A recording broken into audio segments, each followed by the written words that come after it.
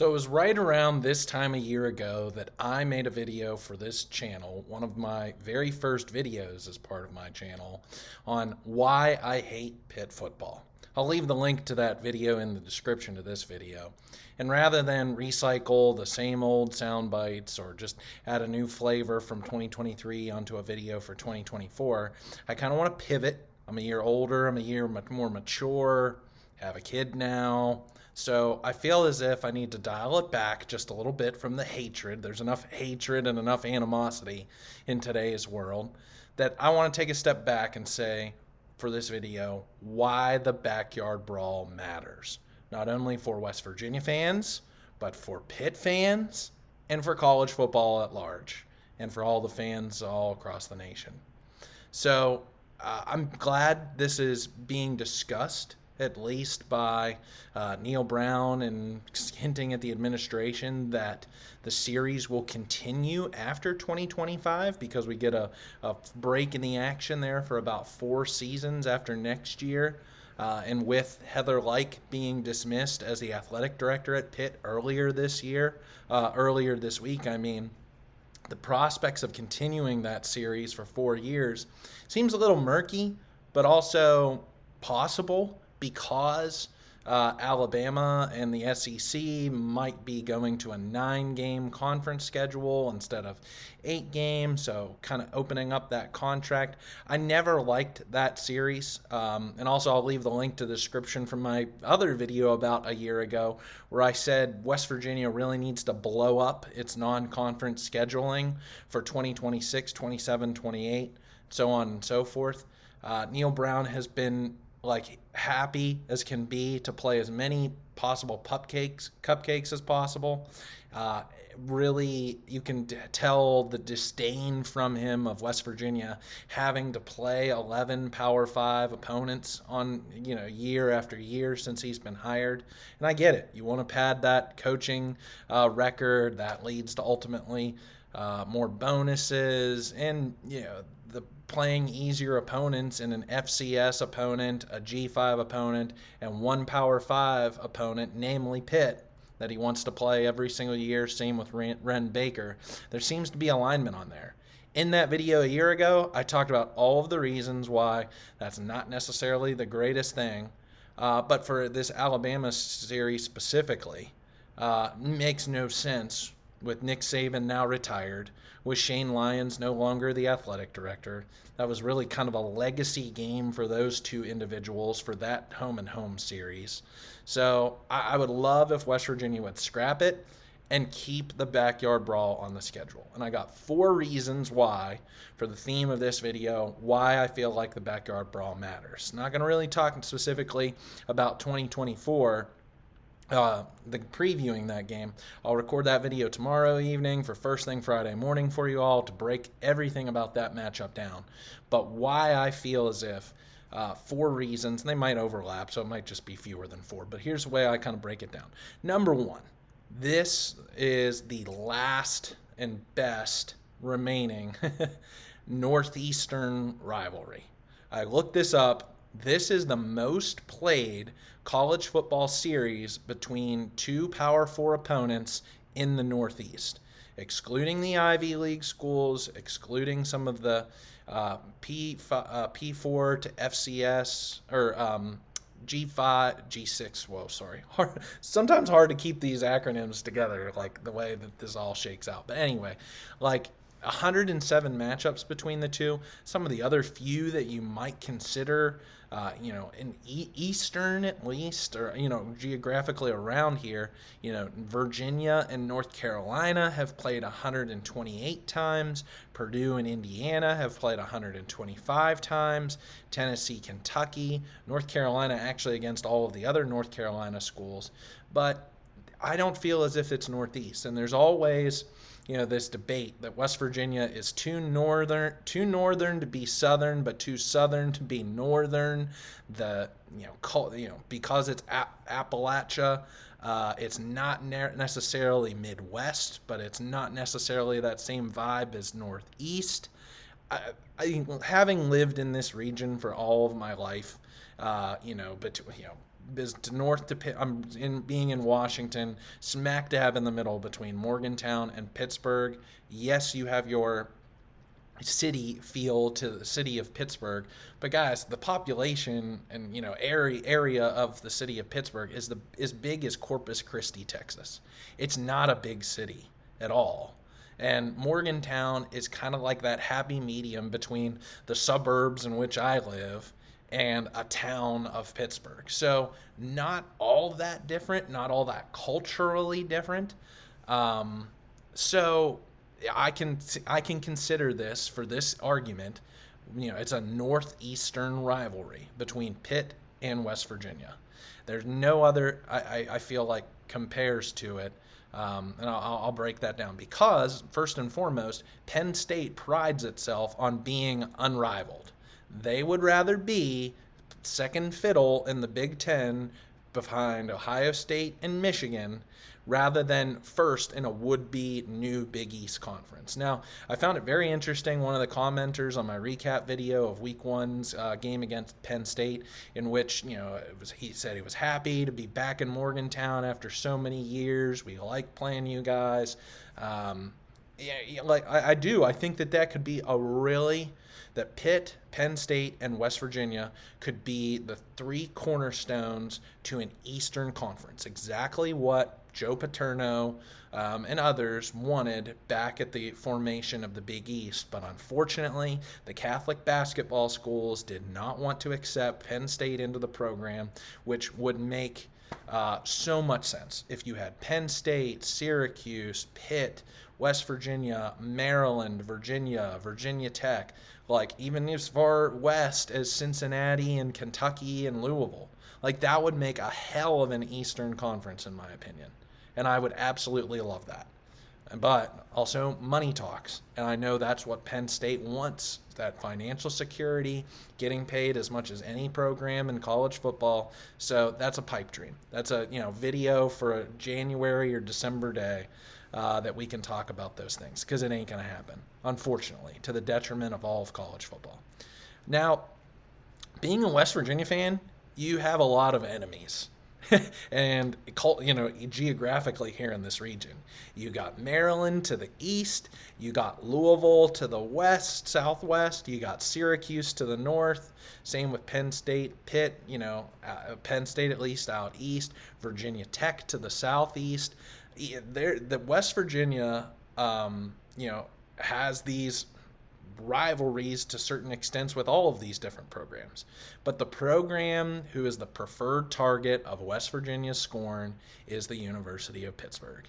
And this region, I would say the whole state of West Virginia, and draw a 2-hour radius of the city of Pittsburgh, for decades, even generations, it seemed like, from the high school to the youth levels, through that everybody wanted to, if you wanted to go into either one of these two schools, you dreamed of playing in the Backyard Brawl. This matchup, I felt like, even with the 10 years hiatus that it had, West Virginia into the Big 12 conference and Pitt into the ACC, it still hung around. I feel like because of people of my like my age group and older, who was able to experience that as young kids and could still think about those good and bad memories of the early 2000s to early mid to late 2000s and early 2010s, and then you had the old timers who knew decades worth of history. So the new school kids, the young Gen Zers, like, you're just getting a taste of what this Backyard Brawl is, now going into its third edition because of that 10-year break. But I think it still means something in this area because you have so many Pitt and West Virginia fans on both sides across the border, both in Pennsylvania, and in this tri-county region into Ohio, also into Maryland. And the history in college football, unfortunately, because of conference realignment, is disappearing. I mean, we're losing the Bedlam series this year between Oklahoma and Oklahoma State. Oregon State. I mean, I know that's being kept because of, this year kind of specially, but it's just like as Oregon State now gravitates toward the G6 quality of team, that it's not going to be able to compete with Oregon. Texas and Texas A&M's finally coming back this year, but was also gone for that period of time. So keeping control of these historic rivalries, especially one that has over 100 years worth of history, means something. So it's the last Northeastern rivalry. Now, point number 2, West Virginia truly does find its identity in this rivalry. And on the flip side for Pitt, Pitt finally has someone who cares about them. How many ESP chants ring out at a Kansas State game or an Oklahoma State game or Iowa State game? Like, it's just what you do. And it doesn't matter whether they're, playing, showing a score on like a score bug during a timeout break or something like that. Sweet Caroline comes into the parking lot, you know what's happening, and we're playing BYU. I love that. Or how about when you're with your family at Thanksgiving? Like, the first topic about Mountaineer football is also going to be followed up by talking about Pitt. Or if you see another Mountaineer fan at an airport somewhere or traveling, you're going to be talking about the Backyard Brawl or Pitt, after you're talking about West Virginia. So Mountaineer fans care about West Virginia at the end of the day, and whoever beats Pitt, as the cliche goes. That's who, thankfully, that we care about. And the thing is, I know Penn State is Pitt's, they would argue their one true rival who they love to hate as much. The thing is, Penn State looks down upon Pitt the way West Virginia looks down upon Marshall. So, without Penn State, who cares about Pitt the same way that West Virginia does? Syracuse doesn't care about Pitt, Virginia Tech, Boston College. It's West Virginia.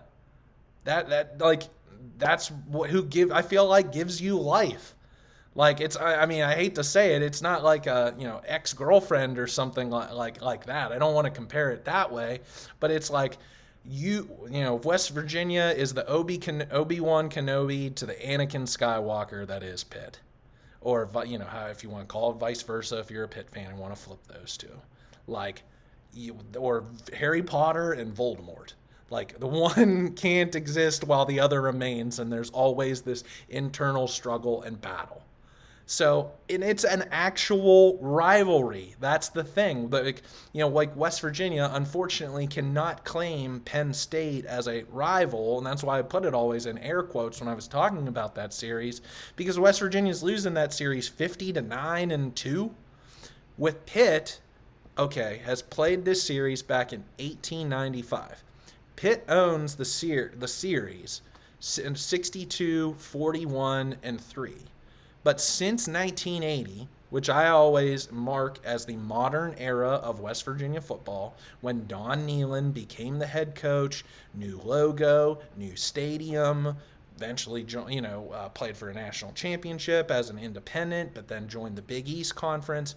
What I know is West Virginia's modern era, 1980, so 44 years. West Virginia is 19-13-2, so it is back and forth, with, unfortunately, the biggest game out of those 44 years being in 2007 that Pitt won. So even though West Virginia's up 6 in the record books, they have 2007 and will for always hold on to that.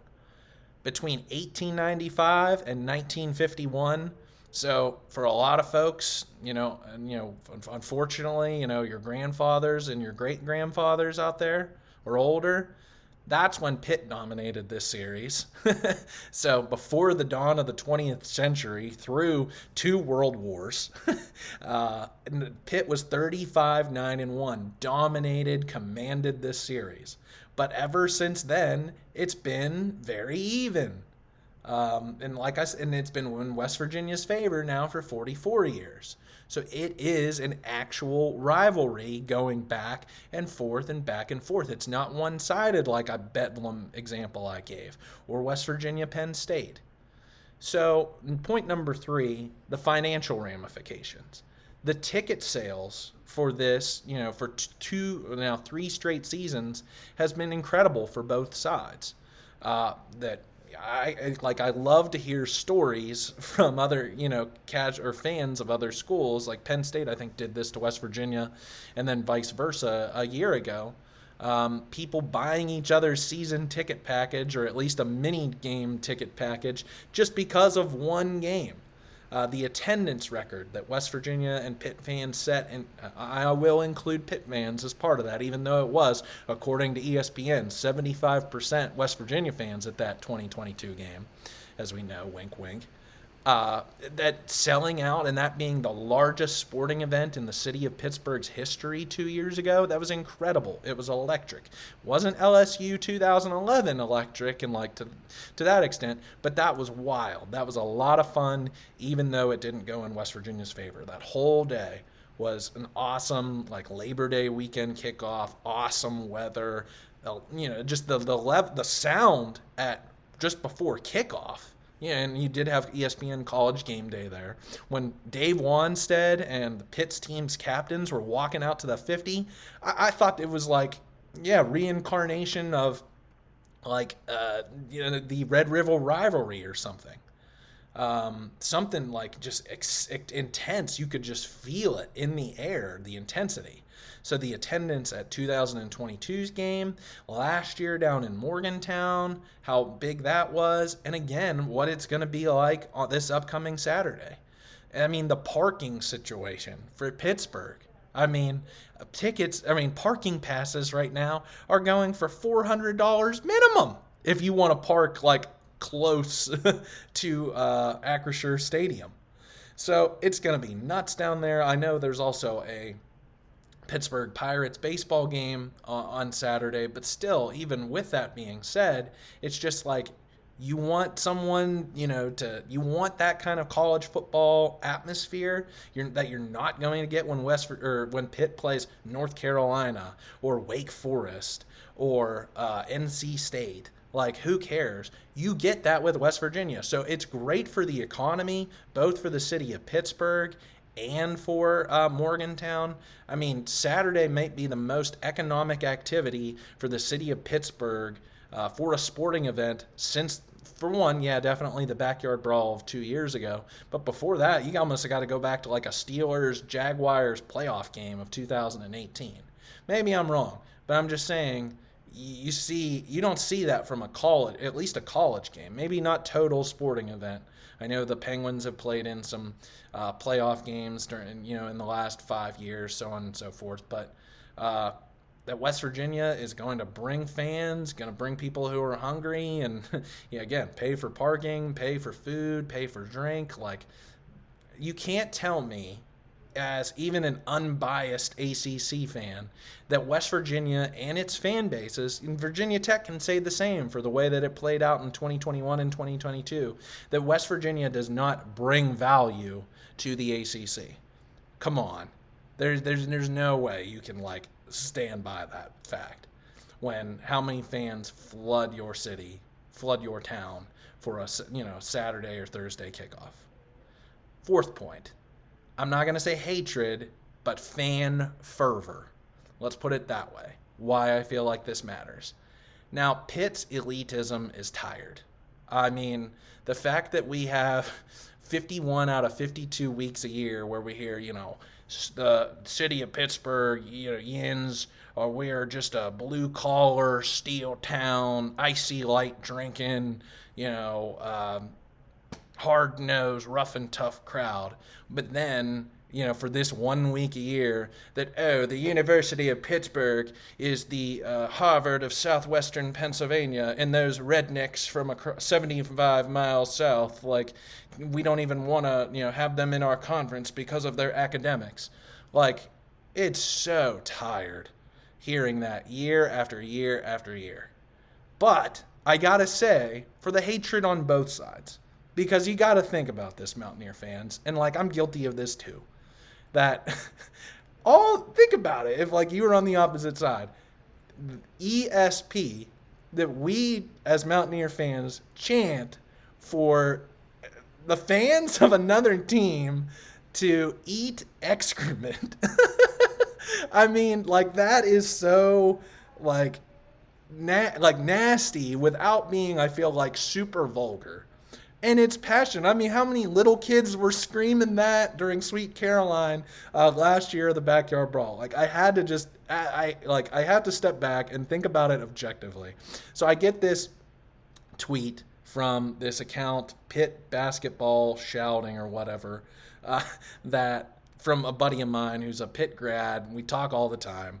Like he and my other friend, both big, huge Pitt fans. So we go back and forth almost every single day about random stuff. And during the debate last night, he sends me a tweet that says, "Immigrants don't eat pets. West Virginia fans do, folks. Backyard Brawl." And I just kept thinking to myself, like, that is what some, like, drunk college kid in Oakland, stumbling over some trash cans or something, spitting up over himself, yells "World Star" or something like that, falls over himself, and you just gotta laugh. If you can just step back from it, take yourself a little less seriously. We're talking about sporting events here, y'all. Like, it's hilarious. I feel like the jokes that go back and forth between West Virginia and Pitt. It's when Pitt fans take it way too seriously, take themselves way too seriously, and want to demean and denounce people from Morgantown and the state of West Virginia, where it's like, okay, buddy, just pipe down here. Like, I'm all about all the, the prodding back and forth. Like, anybody who knows me personally knows that, like, every fiber of my being, like, would love for Oakland to just implode on itself. I crack jokes at work about it, like saying "ooh," or people who say that they're from Pitt, like, I'm sorry, we can't all be great. Like, I got a million of them. I truly do. And that's why I love the back and forth between and the fan fervor with West Virginia and Pitt fans. So, and what is truly college football without this kind of fervor? The difference, I feel like, between college football and the sterile, corporate, business-like NFL, in which everybody's out for themselves and the money that they make.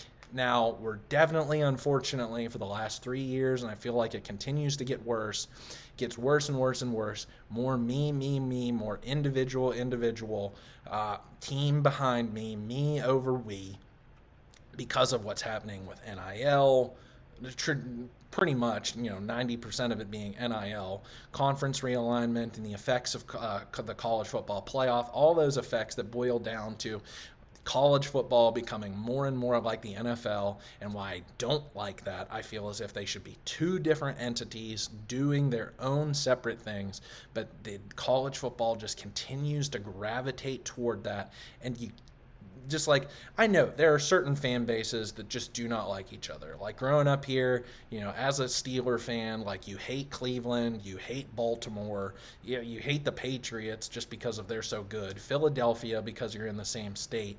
But, like, how often, I feel like that's the difference, is because of the, like, overlap within your communities between people of different college fan bases. Like, I don't know, like, if you grow up in this region here, southwestern Pennsylvania, you only know people who are Patriots fans or Eagles fans because they wanted to piss off their dad by saying they're a Patriots fan or an Eagles fan. Like, unless you're from there, like, you don't get a whole lot of that. In the NFL being much more spread out, I feel like even that college football is. Like, if you go down to the state of Virginia, like I was, outside of Virginia Beach and Outer Banks, you saw a lot of Virginia Tech crossover. So, like, that's what's so great about college football, I feel like, is the more overlapping of fan bases, which creates this kind of house divided, bickering back and forth between the two fan bases that's different from the NFL. I don't know. Maybe that's just me, but I'm sure if you're a college football fan, college athletics, period, you know what I'm talking about. The differences between the semi-amateurism that is college sports today and the professional leagues that are like the NFL, NBA, Major League Baseball.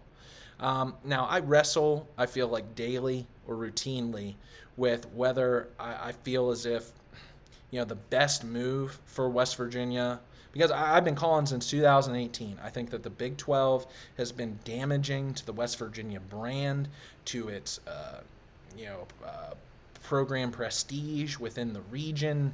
There's no rivalries being developed with any of our Big 12 brethren.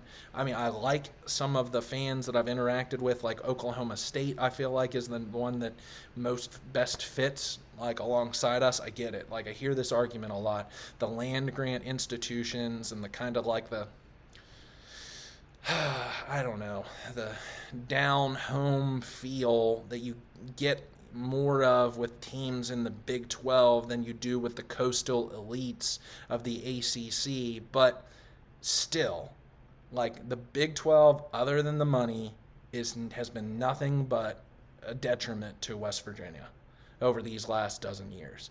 So joining the ACC, despite its the tenuous ground on which its ESPN deal stands, if you find out within the next year, I feel like through next summer, if we're talking this time next year or next winter, Christmas of 2026, if West Virginia is still, the ACC may have Florida State and Clemson still in it, may not. Like, you don't know what's going on. Like, I'm tired of having to feel as if I have to defend West Virginia on behalf of its league, who wants to make these big picture decisions of adding teams from Arizona and Colorado and Utah, and now it's like, well, let's add UConn and maybe Gonzaga. Like, no. I'm like, I, as a fan, at least for me, and what I'm going to talk about on this channel, it's like there has to be a flag planted in the sand and a line drawn somewhere for when I get it. West Virginia had to kind of, toe the line, rank and file, voting with the Big 12 brethren to keep this conference alive as Oklahoma and Texas left it. You hate being left out on an island, and went without the prospects of adding the former G5 teams and BYU, Cincinnati, UCF, and I always miss the fourth one. Houston, sorry. Like, you had to do what you had to do there by adding them. And I get it, to destabilize the Pac-12, adding those four corner schools, and it makes a lot of sense. It's not that big of a deal flying from Lubbock to Tucson. But for Morgantown to Tucson, and like, that's what you heard from the president of ASU this past year, not wanting to have to fly to Morgantown. Like, there is no reason that West Virginia and Arizona State should be in the same conference when it could be in a conference with Pitt and Syracuse, or even the Big Ten. Like, hearing from the comments from some of these Penn State fans, we would love to have West Virginia in the Big 12 or Big 10, and then it could play teams like Rutgers and Syracuse, Penn State and Maryland, and even like Ohio State or Indiana's. Like, we're not traveling to Tempe or Tucson or Provo. Like, it's just ridiculous. And I get it. To take less money, especially when the Big 12 was the team that grabbed West Virginia's hand and brought them up, out of what was looking like a lost conference when the Big East folded in 2010, 2011. But I'm just like, I really do feel like the ACC would have, and maybe even inquired about taking West Virginia over, say, SMU, Stanford, and Cal, when all that realignment was happening with them. I really do, and I think West Virginia told the ACC thanks but no thanks. And, like, again, whether you think that the ACC or the Big 12 is the third best conference, like, you can make arguments, I feel like, for both sides. But at the end of the day, West Virginia, and I've said this 100 times, so I'm going to stick by it. I'm not changing my story. West Virginia can maximize its potential as a program when it's playing its traditional rivals in conference. That would make so much of a difference, even with the lack or drop in revenue. Like, I get it. It doesn't make much sense to join the ACC when the conference, there could be, who knows what happens with Florida State and Clemson, perhaps even the impact of North Carolina too, and what's going to happen in a round 3, of conference realignment. Because I feel as if Notre Dame is feeling out this whole 12-team situation, for the college football playoff, really doing the financial analysis, talking to its boosters and its fan base, whether it makes most sense to join the Big Ten. And then if that's the case, you're at 19. Do you add a Virginia? Do you add a Stanford? Do you add a North Carolina? And then how many of those schools, if the Big Ten is up to 20, does the SEC want to match? And then does the Big 12 take leftovers? Is the Big 12 taking Pitt, Louisville, Virginia Tech, and NC State? That's always seems like the rumor talked about over the summer. And then look at that. If it became like a 5-team pod of Louisville, Virginia Tech, Pitt, and Cincinnati, and bingo. You have the best of both worlds. You don't have to, make a big stink in joining an ACC and leaving the Big 12, and you get what you want at the end of the day of playing majority of your schedule against those traditional rivals. But the days of playing Iowa State and Baylor and TCU and now Colorado and Arizona, that is not helping West Virginia. What is helping is playing games like Pitt. So, coming full circle, why this Backyard Brawl matters is it's the most important game on West Virginia's schedule. Period. Yes, I know winning that Penn State game, I talked about it, for a myriad reasons, would have been even more. But beating Pitt always, always, always at the end of the day means something, and it matters. For West Virginia, for Pitt, for college football at large, the Backyard Brawl matters. So what do you think? Do I hit it? What would you add? What do you think I'm wrong on? Love to hear your comments here on YouTube. If you've liked this, hit the like button so more Mountaineer fans can see it across YouTube. I'd love to have you as a subscriber. Again, tomorrow night, I'll record my preview show for Saturday's kickoff in the 107th edition of the Backyard Brawl. I'll drop that on Friday morning. Thanks for tuning in with me through this video. And also, if you tried to watch my recap of Albany, had a little bit of technical difficulties there. So if you were able to kind of power through it and get some of the, or most of it, I thought it was a pretty good show. So I wanted to at least, drop it anyway. But sorry for that. Won't have those technical difficulties again as, best as humanly possible. So thanks for tuning in. Tell your friends, tell your family, tell your dog that I do this each and every week and have a lot of fun doing it. Hail West Virginia. Let's go.